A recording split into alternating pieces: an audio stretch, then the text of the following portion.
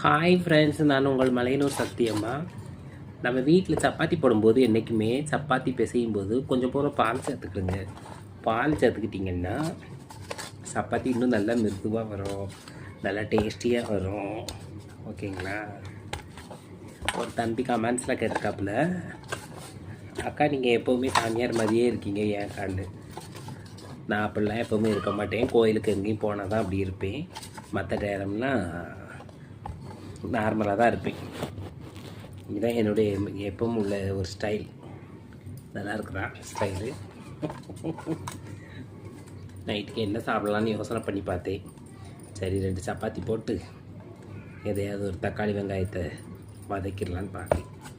இன்னொரு பையன் கேட்டிருக்காப்புல, அக்கா நீங்கள் மட்டும்தான் வீட்டில் இருக்கீங்களா அப்படின்னு கேட்டிருக்காப்புல. நான் மட்டும்தான் இருக்கிறேன். நான் யாரையும் கூட வச்சுக்கிறது இல்லைங்க.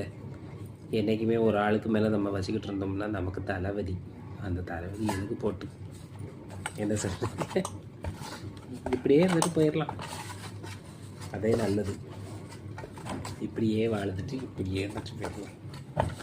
என்னங்க, பிடிச்சிருந்தால் லைக் கொடுங்க, கமெண்ட்ஸ் பண்ணுங்கள்.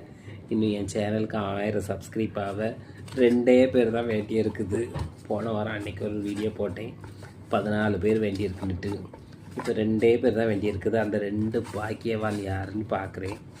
அந்த 2 அதிர்ஷ்டசாலிகள் யாருன்னு பார்க்குறேன். என்ன, நீங்கள் என் சேனலை சப்ஸ்கிரைப் பண்ணுறவங்கள அவங்க சேனலையும் நான் சப்ஸ்கிரைப் பண்ணிடுவேன். ஓகே, பாய்.